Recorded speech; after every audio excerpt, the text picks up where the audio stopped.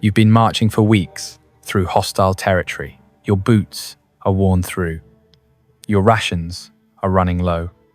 But you're Ottoman soldiers, veterans of campaigns across 3 continents. You've seen warfare in its rawest forms. You expect resistance when you reach Wallachia. Fortified positions, ambush tactics, scorched earth. You think you're ready. You're not. The smell hits first long before you see anything. It's not the smell of a recent battle. It's older, intentional, heavy enough that conversations in the marching column begin to falter. Then the scouts return. You've seen men report ambushes, sieges, artillery barrages. You've never seen them look like this, ashen, trembling, struggling to translate what their eyes have processed, but their minds have rejected. The column crests the hill outside Targovishte, and you finally understand. Stretching before you, nearly a mile in every direction, is a forest that should not exist. Not tree stakes. Thousands of them. And on each stake, arranged with precise heights and angles, are the bodies of Ottoman soldiers. Your soldiers, men who vanished weeks ago, scouts, couriers, missing patrols, captured raiders, soldiers you trained beside, ate beside, laughed beside.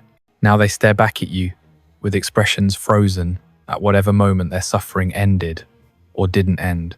But this wasn't revenge. This was a message, and the person who designed it wanted you to understand every part of it. And the worst part? This isn't even the real message. That part comes later. Most people click away before they see how deep stories like this really go. If you want the truth history books soften, subscribe so this work doesn't vanish into the algorithm. The version of Vlad Dracula you've heard is incomplete. Pop culture turned him into a monster in a cape. Historians reduced him to a footnote about cruelty. But what he did to Ottoman prisoners wasn't chaotic sadism. It was a weapon, a system, built with the precision of a siege engine and deployed with perfect timing.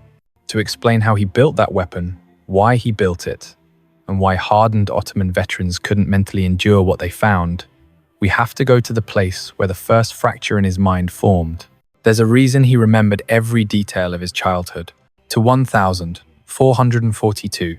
Vlad was 11 when he and his younger brother Radu were handed to the Ottoman Empire as hostages. A common diplomatic practice, insurance that their father, Vlad II Dracul, wouldn't break his oath to Sultan Murad II. But for the boy who would become the Impaler, captivity wasn't just a political inconvenience. It was a training ground. The Ottomans had perfected a system that blended privilege with terror. The young hostages were dressed well, fed well, educated in languages, administration, military tactics. But their comfort was a mask. Their safety depended entirely on obedience. A single misstep meant punishment, public, intentional, and crafted to leave more than physical scars. And Vlad watched. He observed how the empire used fear as infrastructure, how rebels' bodies were displayed in specific formations, how punishments were calibrated to rank, crime, and political meaning, how violence became administration, not chaos. He wasn't just surviving, he was studying. He learned something else too, something far more personal: powerlessness. He watched his brother adapt to captivity and even flourish within it. He refused to do the same. Punishments followed, some severe enough that even hostile chroniclers later admitted they left lasting damage. One punishment in particular, though, sources differ on its specifics, changed everything. It made him decide something he never said aloud, but lived by until his death. If he ever held power again, he would never let fear belong to someone else. He would control it. He would weaponize it. When he returned to Wallachia at 17, he found nothing waiting for him. His father had been murdered. His older brother tortured and buried alive. The throne overtaken by rivals. The country fractured between Hungarian and Ottoman interests. Vlad had no army, no treasury, no allies, but he had something far more dangerous. A perfect understanding of how fear could compensate for everything he lacked. And when he finally seized the throne in 1456, he began testing the system he'd spent his childhood memorizing. His first demonstration didn't target the Ottomans. It targeted the boyars, the internal elite who betrayed his family. During the Easter feast of 1459, he asked them a simple question: how many princes have you seen rise and fall? They answered proudly. 7, 10, 12. They admitted they had outlasted every ruler, manipulating each one, profiting from every transition. Vlad thanked them for their honesty. Then he removed them from the equation. The doors locked. The guards advanced. But what happened next wasn't a frenzy. It was procedure. He divided them by age and utility. The oldest were impaled immediately on stakes crafted in advance, arranged with mathematical precision, visible from roadways, from town squares, from the city gates. A message. The younger boyars and their families were stripped of wealth and marched 50 miles to rebuild the Poenari fortress. Most died there. The survivors became a new class loyal, not by choice, but by redesign. This wasn't vengeance, it was calibration. And it worked. Crime dropped. Corruption collapsed. Foreign ambassadors admitted Wallachia became unnervingly orderly. Vlad had built the first prototype of the system he would later deploy against the Ottomans. And he was only getting started. If you're still here, you're part of the rare audience that actually wants depth. Support the channel by subscribing, so YouTube doesn't bury long-form history under quick clips. By 1461, the Ottoman Empire had run out of patience. They demanded tribute. They demanded obedience. They demanded Vlad himself appear before the Sultan. They expected compliance. Vlad sent back envoys with their turbans nailed to their skulls. Diplomacy was over. War had begun. But Vlad didn't wait for the Ottoman army. He crossed the Danube, raiding settlements and taking specific prisoners, scouts, couriers, officers, border guards, not for interrogation, for something else. Something the Ottomans still didn't understand was coming. And when the Sultan finally marched into Wallachia, he believed he was confronting a rebellious prince. He had no idea the real battlefield had already been constructed and that his soldiers were already inside it. Because the forest was only the beginning. The real trap was still ahead. Vlad understood something most commanders never learn. You don't win battles on the battlefield, you win them in your enemy's mind before the battle ever starts. And that's exactly what he planned. Every Ottoman prisoner he captured was chosen deliberately. There was no randomness, no improvisation, no collateral. Scouts? Perfect. They knew the terrain and their disappearance would throw reconnaissance into chaos. Couriers? Even better. Losing them meant losing communication. Bodyguards? Ideal. They were the first line of Ottoman authority, and seeing them displayed would send a clear message back home. Junior officers? The real gems. Their families had influence. Their faces would be recognized. This wasn't cruelty. This was design. And it was only step one, because the method of execution was where Vlad turned fear into engineering. Most rulers killed prisoners quickly: arrow, blade, rope, fire. It was brutal, but predictable. Vlad wanted something else, a punishment that didn't end with death, but with witnessing. He developed a method of impalement so slow, so controlled, that some victims stayed alive for days. Days. Long enough for the next Ottoman patrol to see them. Long enough for fear to spread faster than any army could march. The stakes were shaped not sharp enough to pierce vital organs immediately, not dull enough to prevent progress. Rounded, oiled, angled, calculated to keep victims breathing long after any normal execution would have ended them. And the placement? That's where it becomes terrifying. Vlad didn't create piles. He created sections, each with a purpose. Section 1. Common soldiers. Packed tightly, uniforms intact, bodies arranged close to the road. Message: your numbers don't matter. I can erase them whenever I want. Section 2. Scouts and couriers. Spaced apart, placed higher, made impossible to ignore. Message: your information network is compromised. Section 3. Officers. Tallest stakes. Rank formations. Message: your hierarchy is meaningless. Section 4. The core. Prisoners who were still alive. This section was the heart of the entire installation. Some were conscious enough to make eye contact. Some could move their hands. Some could whisper pleas or warnings the Ottoman soldiers could clearly understand. Imagine being an Ottoman soldier and recognizing a friend's face, barely conscious, barely alive, trying to speak your name. Imagine knowing this was done on purpose. That was the true weapon. Not death. Recognition. By the time Mehmed II's army reached the outskirts of Targovishte, in June 1462, they expected battle. Instead, they entered a nightmare designed for them. The forest stretched nearly a mile, 10,000 to 20,000 stakes. Even the lowest estimate was enough to break an army's mind. Veterans who had stormed fortress walls froze in place. Officers couldn't issue orders. Swords felt heavier in men's hands.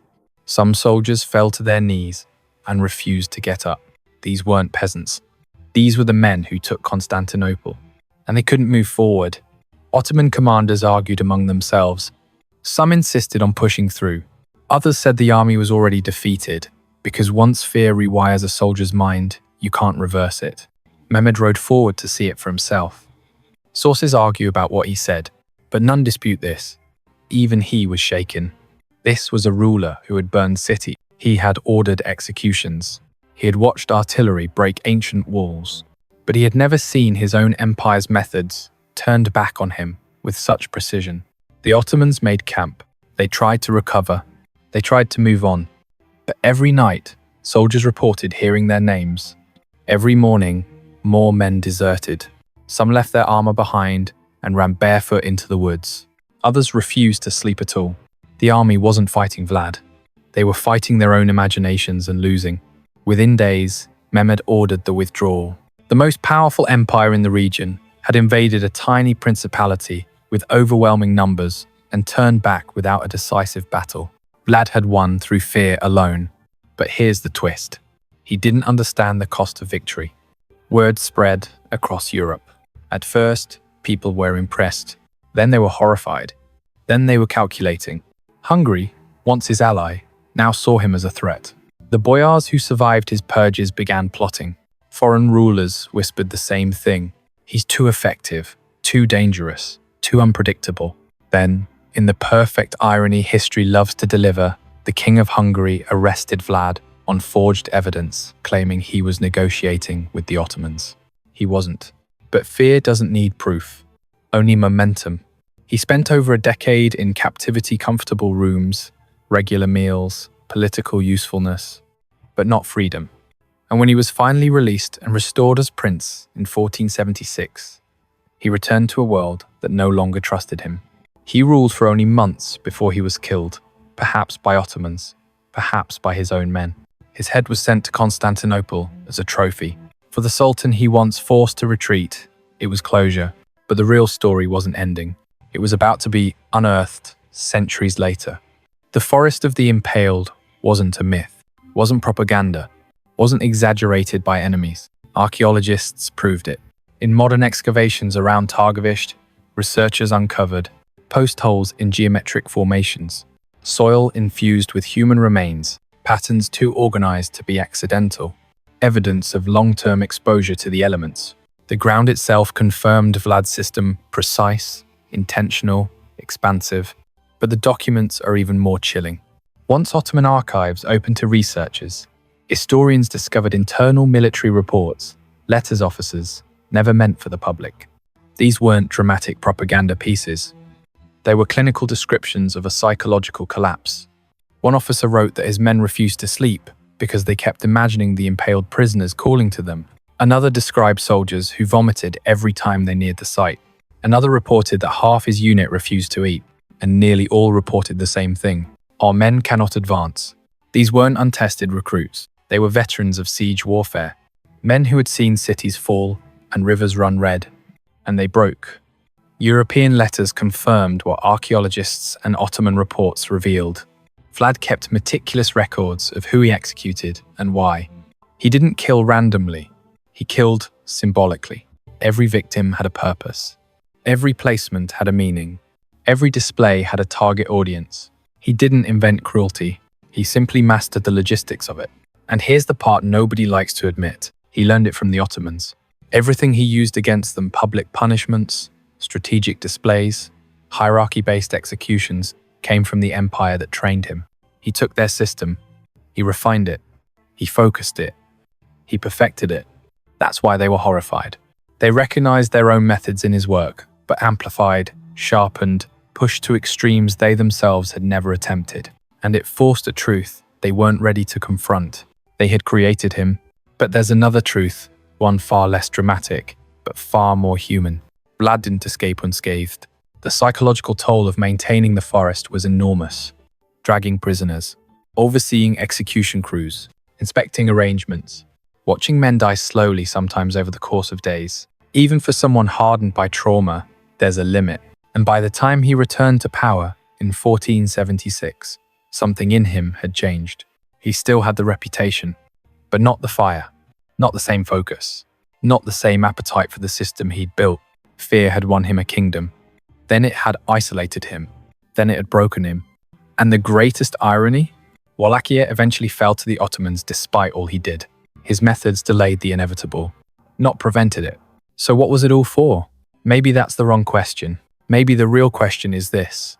What does it say about power that a single man could stop an empire with nothing but prisoners and wooden stakes? Because that's the part people rarely confront. Vlad wasn't supernatural. He wasn't immortal. He wasn't a monster made of legends. He was a human being who understood fear better than anyone of his century. And the most uncomfortable truth? His system worked. It broke an army. It bought his country decades. It forced an empire to retreat. It terrified enemies who had never known fear, and it destroyed him in the end. If this episode changed the way you see history, subscribe because the next story is even darker, and everything you think you know about it is probably wrong.